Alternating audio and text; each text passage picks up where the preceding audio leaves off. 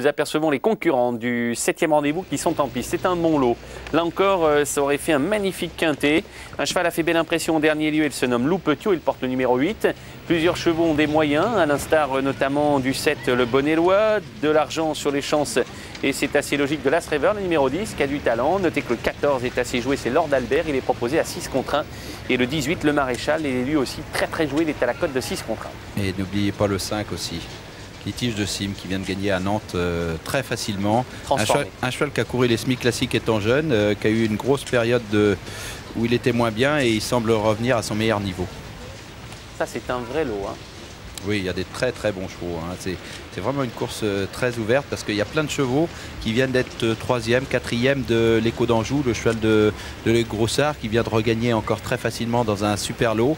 Donc tous ces chevaux-là qui étaient 3e là, comme l'As Rêveur à Laurent Abrivard qui vient d'être 3e de l'Écho d'Anjou, comme Litige de Sim et tout, il va falloir les suivre. Il y a vraiment un très bon lot de chevaux, des chevaux qu'on va revoir dans les tiercés cet hiver. Tony Le Belair qui va prendre l'écharpe qui va le différencier de son... C'est Jean-Michel ça en fait. Hein. Oui, toujours celui qui a le plus de gains. Ouais, quand il y a une écurie dans une course, le cheval qui a le plus de gains, le driver doit mettre une écharpe. On va retrouver tout de suite Guillaume. Oui, pour les déférés, une nouvelle fois, on a confirmé l'intention de déférer pour plusieurs concurrents. C'est le cas notamment de l'As, le Rescator, déféré des postérieurs, tout comme le 6, Liffard, et tout comme le numéro 12, l'Ami d'un soir. Voilà le numéro 12, l'Ami d'un soir, justement, proposé à la cote de 55 contre 1. N'a pas l'air d'y croire de trop. Cheval qu'on reverra cet hiver certainement face à des adversaires un petit peu moins huppés. Et voilà l'As Rêveur, méfiance, il court un peu rapproché, l'As Rêveur, c'est un bon petit cheval. 3e de l'Écho d'Anjou, c'est ce que je disais l'autre jour.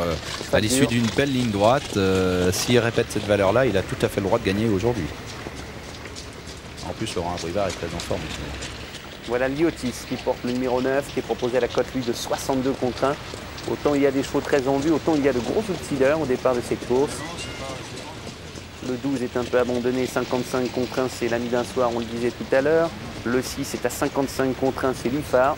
Un Roger qui semble avoir un problème avec sa roue. Qu'est-ce qui se passe? Il regonfle Oh, ça m'étonnerait qu'on gonfle à cet endroit-là. Enfin, à cet endroit de piste du moins. Je sais pas. Non, c'est plutôt les bottines. Ouais, oui. les bottines. Il y a la roue cachée. Il doit avoir la bottine qui ne doit pas être assez serrée à gauche derrière. Il doit être en train de la remettre, je pense. Voilà, c'est ça. Ça donnait l'impression de travailler sur la roue comme on était placé. Liffard qui avait surpris à près de 130 contre 1. Oui, plus de 100 contre 1. Hein. Sur un parcours de vitesse. Ouais, 2100 sur la grande piste où il avait fait une super course ce jour-là. Hein. On a plusieurs concurrents, l'Ami d'un soir, Lorenz de Noyel, Lise Viking, l'œil doré. On aperçoit également le Maréchal qui est le plus riche du lot et qui reste sur 2 victoires consécutives. Il faut souligner qu'il vient de faire sa rentrée à Marseille-Borelli en s'imposant. Ce sera la drift de Louis Harret qui a remporté une course il y a peu de temps avec Let's Dream. Oui, qu'on voit beaucoup en région parisienne en ce moment, Louis Harret. Hein. C'est vrai. Il a dû amener quelques chevaux sur Grosbois ou quoi? C'est possible. Parce qu'on le voit pratiquement à toutes les réunions et avec des chances et en prenant des places ou en gagnant. Oui, il a présenté MacArthur hier qui a terminé, je crois, 3e. Deux chevaux au galop, Lord Albert et l'Atlas. Oui, l'Atlas. Un cheval peut-être un peu décevant, qu'on faisait tout bon au départ et qui depuis quelques temps fait pas la valeur qu'on pensait au départ. Lord Albert, ça c'est un petit loulou. Hein. Oui, ça on sait qu'il est capable du meilleur comme du pire celui-là. Souvent du pire d'ailleurs. Le Bonnet-Lois, c'était pas mal du tout la dernière fois. Il a fini à l'extérieur sur la petite piste. Je pense que la grande piste va l'arranger, je pense. Ouais. Parce que c'est un cheval qui a du fond et n'est pas très maniable. Non, pas très maniable. Et c'est vrai que sur la grande piste, il devrait être mieux. Il a beaucoup de fond, beaucoup de classe, mais très délicat. Je ne sais pas ce que vous pensez de ce cheval qu'on vient de voir passer et qu'on retrouve là de dos. C'est Loup Petiot, Jean-François. Son palmarès, c'est très intéressant. Oh, plusieurs victoires, une deuxième place la dernière fois derrière Lex Dream.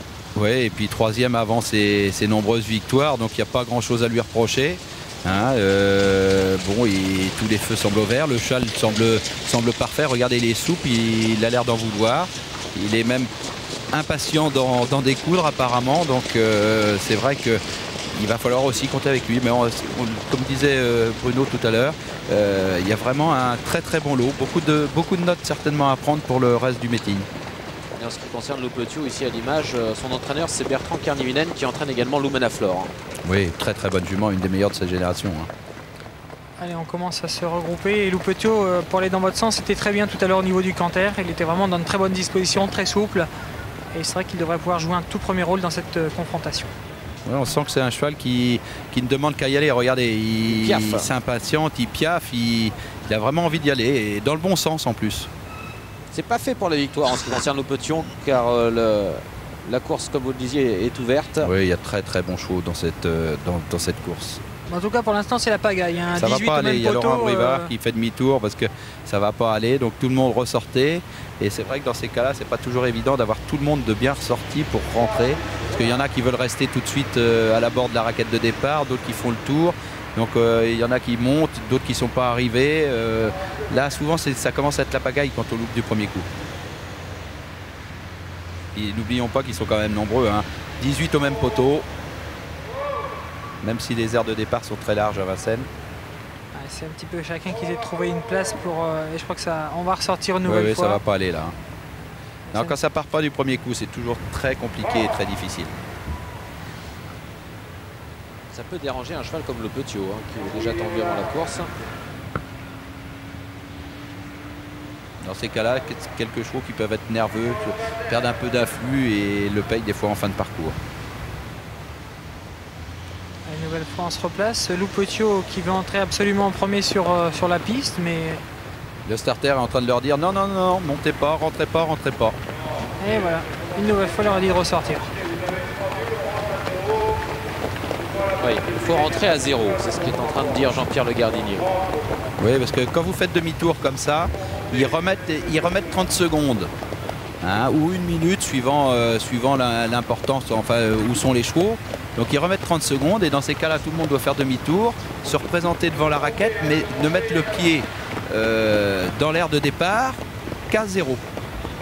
Donc là, vous les voyez, ils commencent à piaffer, ils restent devant. Là, on est à 7 secondes. Voilà, il manque encore 5-6 secondes. Bon, à 3-4, souvent, ils les laissent monter si tout le monde est bien placé. Voilà, là, on est à 0 et les concurrents entrent sur la piste. À mon avis, ça va bien se passer puisqu'ils en être tous bien alignés. Côté corde, on va volter avec le numéro 13, Lord Viking. Lou Petiot tout à l'extérieur. Lou Petiot qui part sur la bonne jambe. Exact, Guillaume, il part à l'extérieur. Lou Petiot, même au centre de la piste, il va prendre l'avantage, le favori. Lou Petiot et Luc Gabory, le long de la corde, on voit l'ami d'un soir bien parti. À l'extérieur, Lord Albert qui accélère, de même que le long de la corde Tony Lebelair associé à Lord Viking, le numéro 13. Et dans le premier tournant, on retrouve en tête de course immédiatement donc Lord Viking, à l'extérieur Lou Petiot et Lord Albert. La Kazakh d'Albert Caron est donc bien placée en première et en troisième position. On aperçoit un peu plus loin l'ami d'un soir avec Ludovic et à l'extérieur bel effort de Léo de Clamart, le numéro 16 qui va tenter de venir près des animateurs. Sortie de tournant à l'arrière, l'Atlas avec également le Maréchal et Lorenz de Noyel, le numéro 2. Passage devant les tribunes. Lord Viking en tête, va laisser passer peut-être Jean-Michel Bazir qui accélère avec Lord Albert. Au centre, c'est Lou Petiot. Un peu plus loin, Léo de Clamart qui va se retrouver né au vent car Jean-Michel Bazir se rabat à présent. On voit l'œil doré pas très loin, le numéro 17. Mais l'effort en dehors du numéro 10, l'As Rêveur, mais surtout de le Maréchal, le numéro 18, qui vient en 5e épaisseur. Direction la descente. Et on vient de se relayer en tête. C'est Jean-Michel Bazir qui a l'avantage et qui laisse passer à présent Ghislain Fontenay associé à Léo de Clamart, le numéro 16. À l'extérieur, on se rapproche toujours tout en dehors avec le Maréchal qui fait un bout violent. On aperçoit également l'œil de Doré qui s'est bien rapproché avec Joël Van de Côte. Il passe deuxième à présent. Un peu plus loin, l'As Rêveur commence à venir en épaisseur. Pas très loin de lui, il y a l'ami d'un soir avec également Lord Viking et le numéro 5, Litige de Sim. Direction la plaine, il reste moins de 1500 mètres à parcourir depuis le début. On est sur le pied de 1,16 et 8 dixièmes. Et c'est Léo de Clamart qui mène la course, le 16. À l'extérieur, le Maréchal, après son gros effort dans la descente, s'est rabattu en deuxième épaisseur. En troisième position, c'est l'œil de Doré. Le long de la corde, on aperçoit toujours Lord d'Albert. Un petit peu plus loin, Lord Viking. Et à son extérieur, Lou Petiot, le favori. En dehors, on se rapproche avec l'As Rêveur qui ramène Litige de Sim, le numéro 5. À l'arrière, Lorenz de Noyel avec l'Atlas. On est au début de la montée. Les deux chevaux se sont détachés. De gros numéros, le 16 Léo de Clamart et à l'extérieur le 18 le Maréchal. À quelques longueurs à l'extérieur, on se rapproche toujours avec l'As Rêveur qui fait un bout violent pour venir aux côtés des animateurs. Le long de la corde, c'est toujours Lord Albert. Pas très loin, Litige de Sim qui se rapproche. L'As Rêveur est au galop et va laisser Litige de Sim né au vent à présent. On est derrière le petit bois, direction le haut de la montée à présent. Litige de Sim se rapproche vivement maintenant le numéro 5 avec Sébastien Baude. Et Sébastien rejoint à présent Ghislain Fonteille qui mène toujours la course avec Léo de Clamart. Au centre, il y a le Maréchal qui demande un peu à souffler à cet instant. Le long de la corde, Lord d'Albert n'est pas très loin. Intersection des pistes. Léo de Clamart, un cheval qui est entraîné par Ghislain Fonteille, toujours en tête dans le dernier tournant. Il est mené par Ghislain Fonteille qui se détache. On a des petits problèmes au centre du peloton avec notamment le Rescator qui est au galop et qui a gêné quelques concurrents. 350 mètres à parcourir. Litige de Sim toujours en deuxième position derrière Léo de Clamart. Lord Albert est le long de la corde. Attention à Le Bon Éloi. Le Bon Éloi qui n'a pas encore été lancé par Philippe Becker. C'est un très bon finisseur. L'entrée de la ligne droite avec toujours Léo de Clamart en tête. En deuxième position Lord Albert. Litige de Sim qui tente de résister à l'extérieur. Le Bon Éloi est lancé à présent, de même que Lorenz de Noyel et Loupetio le favori qui fonce maintenant. 150 mètres à parcourir. Loupetio regagne du terrain sur Litige de Sim. Il ne va pas pouvoir rejoindre Léo de Clamart qui va s'imposer. Victoire de Léo de Clamart. Superbe fin de course de Loupetio. Il échoue de peu, mais il est deuxième place donc pour Loupetio et troisième place pour Litige de Sim devant Le Bon Éloi qui est quatrième. 16-8 et la troisième place obtenue, Jean-François, par le numéro 5, Litige de Sim. Victoire de Léo de Clamart, impressionnant. Léo de Clamart, il était proposé à la cote de 14,9 contre 1. Il s'impose très sûrement dans cette compétition. Il domine Loupetio qui termine bien le numéro 8 et la troisième place est prise par le 5, Litige de Sim. Oui, vraiment impressionnant parce qu'il a été obligé de faire un effort devant les tribunes pour venir. Déjà, ils allaient vite. Et après, il a contré le Maréchal jusqu'en haut de la côte, jusqu'à 600-700 mètres de l'arrivée. Il a bien tenu sa partie jusqu'au bout. Il faut le faire. Ils ont été quand même vite tout le parcours. D'ailleurs, la réduction kilométrique est d'une 16,2. Vraiment un cheval qui est impressionnant aujourd'hui parce qu'il gagne. Il a poussé un tout petit peu à droite à l'entrée de la ligne droite. Ghislain Fontenelle l'a remis en ligne. Bon, il a gêné personne, mais vraiment un cheval qui a montré des gros moyens. Et pour résister à Loupetio sur la fin, il n'a pas molli. Hein. Il a décollé à Loupetio en phase finale, hein, monsieur. Pardon, il a décollé Loupetio en phase finale. Hein. Il est allé très vite. C'est vrai, mais je me demande si à 500 mètres du poteau, il était vraiment très heureux. Hein. On a eu un gros cafouillage dans le dernier tournant. Vous voyez là, vous avez le gagnant avec Ghislain Fontenay qui est en tête, là, Léo de Clamart. Le Maréchal qui fait un gros effort depuis le premier tournant pour venir en tête à la corde parce qu'on se rend compte qu'il va avoir du mal à négocier le dernier tournant s'il n'est pas tête et corde, mais il peut pas prendre la tête et la corde. Donc à partir de ce moment-là, Louis Harret va mollir très rapidement et il va arrêter beaucoup de chevaux en mollissant très vite comme ça. Regardez à l'arrière, beaucoup de chevaux sont malheureux, sont freinés, accrochés. Loupetio, regardez où il est Loupetio. Il est complètement arrêté. Il y a Joël Van Descotes qui est au galop à côté aussi. Il y a il a arrêté tout le monde. Donc ceux qui étaient un peu devant, les 6-7 premiers qui étaient devant, ils ont eu la partie beaucoup plus belle. Ils ont pu passer et derrière tout le monde a été arrêté. Regardez où il se trouve ce Loupetio, Pierre. Vous disiez qu'il jonglait pour finir, c'est vrai. Et il a été vraiment pris dans l'engrenage. Il a été arrêté complètement par le cafouillage qui a eu lieu en haut de la côte.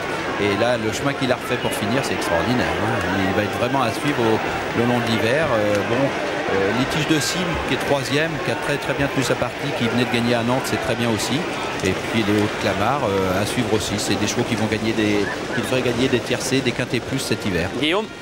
Oui, avec Ghislain, on est tous très impressionnés par la performance de Léo de Clamart. Vous aussi? Impressionné, je suis satisfait de sa course dans le sens où c'était une course que j'avais un peu préparée et puis c'est un engagement à pas louper.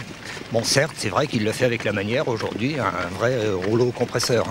C'est vraiment ça, sa principale qualité, ça de tout écraser sur son chemin. Il peut contrer 2, 3, 4 attaques dans le parcours. C'est un cheval qui a un grand braquet, qui vient de prendre de la force et c'est un cheval sur la montante. Bon, sur ce qu'il fait, dites-moi, il peut en piquer au moins 2 ou 3 durant le meeting?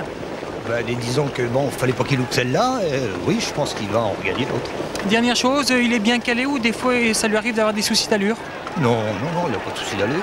C'est un cheval qui avait besoin de prendre de la force. Je pense que maintenant il arrive à maturité et devrait pouvoir s'exprimer pleinement. Merci et bravo. ne demande pas grand-chose à son partenaire en phase finale, Ghislain. Non, mais c'est vrai que le cheval avait déjà vraiment bien durci la course. Il avait contré une ou deux attaques. Il avait fallu qu'il se détache dans le dernier tournant. Et puis bon, c'était pas la peine de le pousser dans certains changements. Il n'y avait pas de lutte à fournir, hein, Jean-François. Non, et puis on voit que c'est vrai. Ce que dit Ghislain, c'est tout à fait vrai. C'est un cheval qui est très très long. Vous l'avez vu de l'intérieur de la piste. Un cheval qui est très très long, qui manque certainement encore un peu de force, qui est sur la montante et qui va encore progresser quand on voit le gabarit qu'il a et de la façon dont il trotte dans la ligne droite. On sent que c'est un cheval qui demande encore à prendre un peu de force et qui va encore bien progresser. C'était le moins expérimenté de la course. C'était son 11e parcours aujourd'hui. Mais c'est un grand cheval, hein, très très long comme ça. Il trotte avec la classe, mais on sent qu'il manque encore de force. Sur ce gagnant, nous nous quittons. Nous partons à Marseille tout de suite pour le dernier des rendez-vous.